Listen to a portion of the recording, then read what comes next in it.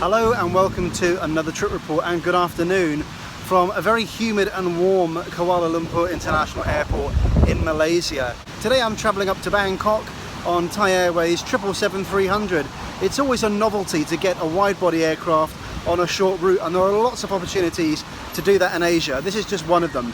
Anyway, let's go check it out and find out what it's like. Kuala Lumpur's airport is modern and clean, but there's something strange on the tarmac here. Nobody actually knows who these Boeing 747 aircraft belong to. A cargo airline seems the likely owner, but they've yet to prove ownership. Perhaps the largest piece of airport lost property ever? There are actually several places to eat landside at Kuala Lumpur, which is great if you're transferring like me and have to collect your bags.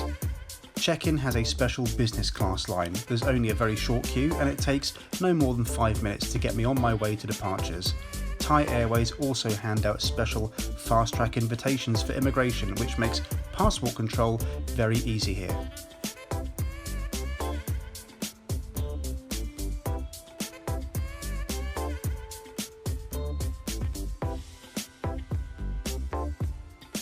Thai depart from the midfield terminal called Satellite Terminal A, and there's a free transit to get you the half mile or so across to where you need to be.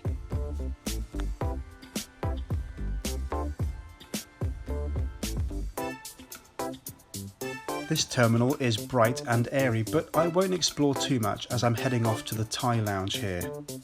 The Royal Silk Lounge is Thai's business class facility.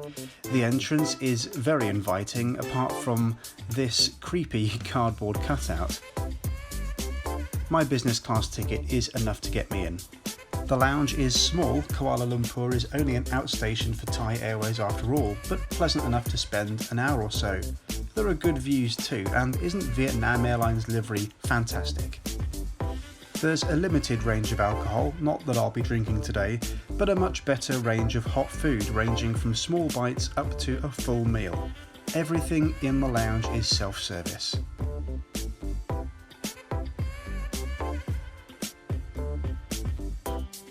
There's also some cheap pot noodle type snacks and a good range of soft drinks and little desserts.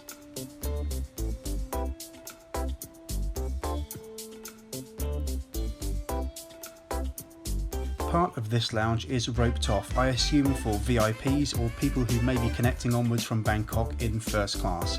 My one big complaint about this lounge is there weren't enough PowerPoints, and that's something even the most basic lounge should have. A quick check of Flight Radar 24 shows me my aircraft is arriving soon, and I'm able to track it all the way down the runway and watch it land. That's my cue to head for the gate, and I'm quite excited to try out Thai. They're a new airline for me, and grabbing a long-haul business class product on a short route is always a novelty. I'll let you know what this costs, by the way, at the end of the video.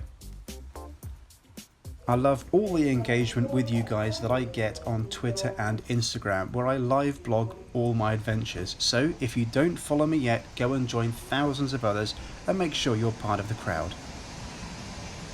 It looks like they weren't expecting me. Nobody greeted me at the door. So anyway, this is Thai's business class, which you'll find on long-haul routes. It's a 1-2-1 configuration, and you'll notice how the window seats are staggered between being flush against the window and ones which are truly aisle seats. The window seats have more privacy.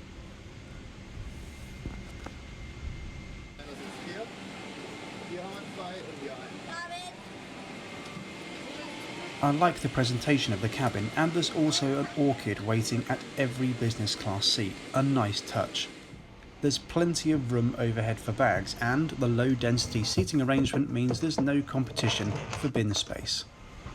These seats come with a 3-point seat belt, just like in a car. It's kind of weird having this on a plane. A hot towel is handed out, which is very welcome. I've been travelling all day, having arrived on Malindo from Bali earlier on. The crew work really hard to see to everyone and even offered to take my picture. I didn't ask, so that's a nice gesture of them. There's also a pre-departure drink, which is much more appealing than the sight of my neighbour's feet, and we haven't even taken off yet. Menus are available, but I'll show you the food choices after takeoff.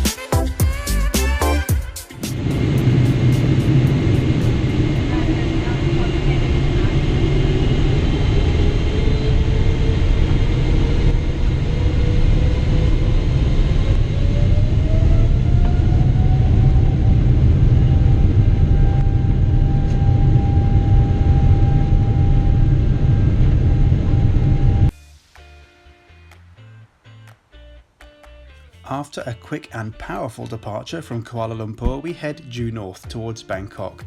Here's the route for today's flight. It'll cover 773 miles at 37,000 feet and it'll take around 2 hours.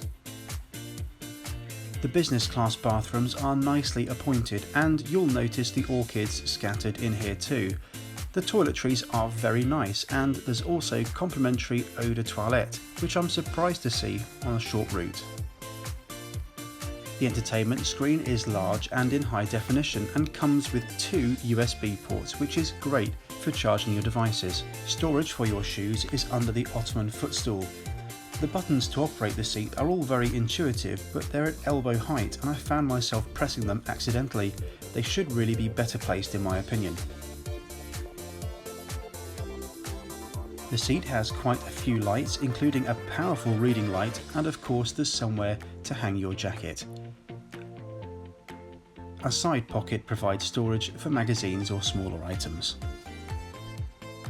The table folds down from vertical, as you can see here. I like this setup as it can be swung out to allow you to leave your seat, which saves having to wait for your table to be cleared. It doesn't, however, come closer to you. The seat moves to the table rather than the other way around.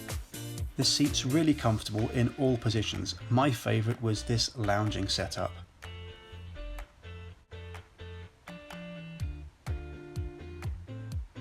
The entertainment can be controlled by touchscreen or remote, and there's a fair selection, although I didn't bother much with it on this flight. The remote also doubles as a moving map, by the way. Here's the menu. I'll shut up here so you can browse in peace or skip ahead if reading menus isn't your thing.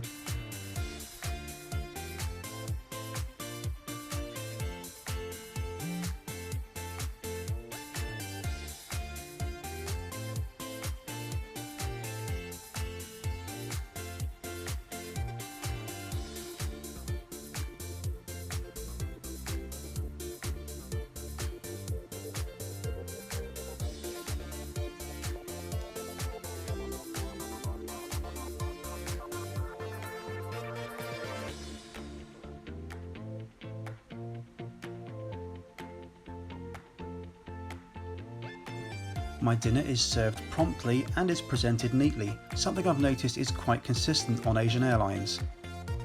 The main course is samrab Thai, which is stir-fried chicken with a Thai omelette.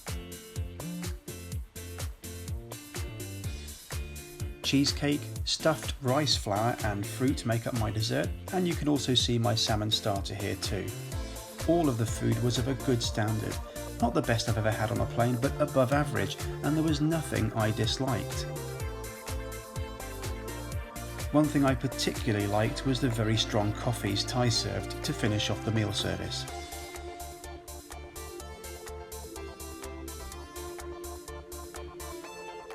Mood lighting can be easily overdone, but I think Thai got it right here. My seat also converts into a bed, although I won't be needing it today.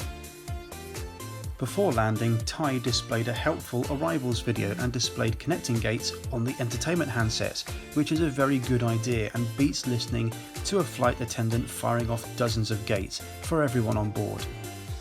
After a couple of hours of flight, we're lined up to land in Bangkok, where the local time is around 10 PM.